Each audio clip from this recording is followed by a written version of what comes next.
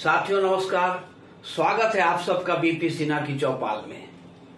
मित्रों, अगर एक सवाल आपसे पूछूं कि मेन स्ट्रीम मीडिया से लेकर के सोशल मीडिया तक क्या कभी आपने हरियाणा के वर्तमान मुख्यमंत्री श्री मनोहर लाल खट्टर के किसी एक्टिविटी के विषय में देखा, सुना और जाना है, तो मेरे ख्याल से आपका जवाब बिल्कुल ना नहीं होगा, क्योंकि ये बिल्कुल एक निष्क्रिय मुख्यमंत्री हैं। भाजपा शासित राज्यों में जितने भी मुख्यमंत्री हैं उनमें ये दूसरे सबसे निष्क्रिय मुख्यमंत्री हैं। मैं दूसरा इसलिए कह रहा हूं कि इनके पहले झारखंड में एक मुख्यमंत्री हुए थे भाजपा के, जिनका नाम था रघुवर दास। 5 वर्षों तक उन्होंने चुपचाप बैठ करके गुजार दिया, एक शब्द नहीं बोला, उनकी एक बात तक, एक स्टेटमेंट तक नहीं आई।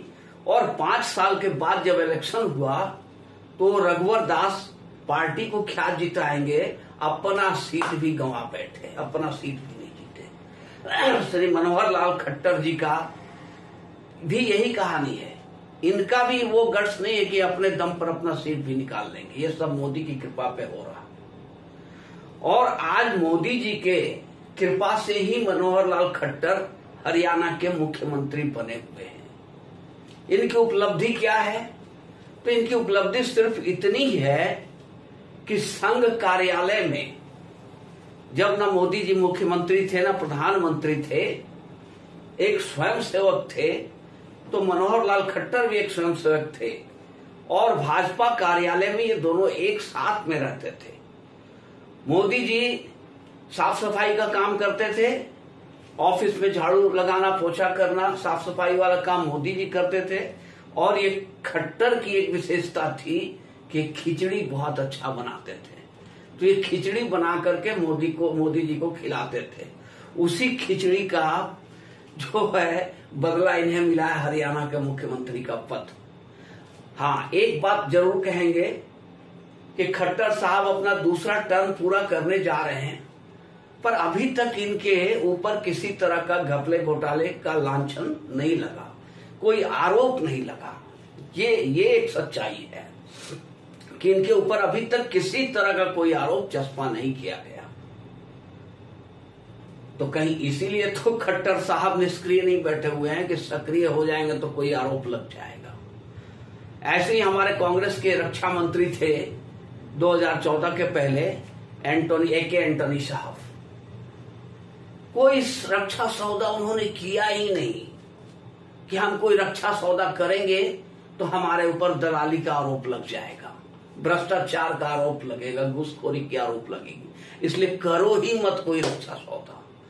और भारतीय सेना की दुर्दशा हो चुकी थी हथियारों के मामले में, गोला बारूद के मामले में भारतीय सेना की स्थिति बिल्कुल दयनीय हो चुकी थी। लेकिन एंटोनी जी कोई आरोप न लग जाए इसलिए उन्होंने कोई रक्षा सौदा कराई नहीं। क्या मनोहर लाल खट्टर भी यही चाह रहे हैं? अरे खट्टर साहब, आपकी ईमानदारी से बहुत कुछ नहीं हो जाएगा। आपकी ईमानदारी अपनी जगह पे है, पर आपके शासन व्यवस्था में आप देखो ना कि गुरुग्राम से लेकर के आपका मेवात तक और तावड़ू से लेकर नूह तक हर जगह जिहादी गतिविधियां अपने चरम पर है। जैसे कांग्रेस शासित राज्य और दूसरे तुष्टीकरण करने वाले जो दल हैं उनके राज्यों में जिस तरह की जिहादी गतिविधियां होती है, वैसा ही गतिविधियां आपके भी राज्य में है। आपने कुछ नहीं किया। आपकी निष्क्रियता के कारण ही आज नूह में हिंदुओं की ये दुर्दशा हुई, मेवात में हिंदुओं की ये दुर्दशा है, तावड़ू में हिंदुओं की दुर्दशा हो रही है। ये सब कुछ आपकी निष्क्रियता के कारण है। आज नूह में जो इतना बड़ा दंगा हुआ और जो हिम्मत जिहादी दिखा पाए, वो आपकी निष्क्रियता की वजह से है। पर अब लगता है कि मोदी की डांट पड़ी है आपको, और अब योगी जी की आत्मा आपके अंदर में प्रवेश किया है और आपने बुलडोजर निकाला है। तो ऐसा है खट्टर साहब कि ये निष्क्रियता छोड़ करके सक्रिय हुई है। और नहीं तो माननीय मोदी जी से एक रिक्वेस्ट है कि आपके जैसा कर्मठ, आपके जैसा सुपर एक्टिव और 24 घंटा में 18 घंटा काम करने वाला इंसान इस मनोहर लाल खट्टर जैसे निष्क्रिय इंसान को क्यों झेल रहा है और क्यों बर्दाश्त किया अभी तक? ये सवाल तो आपसे बनता है।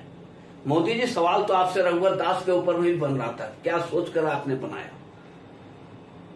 तो मोदी जी, ऐसा है कि अब दो ही रास्ता है, या तो खट्टर साहब आप सक्रिय हो जाओ, और नहीं तो मोदी जी आपकी बदनामी हो रही है, आप इनको सक्रिय कीजिए या फिर इनको सदा के लिए निष्क्रिय कर दीजिए। मित्रों, अगर ये वीडियो आप लोगों को अच्छी लगी हो तो इसे लाइक करेंगे और चैनल को सब्सक्राइब करेंगे। धन्यवाद।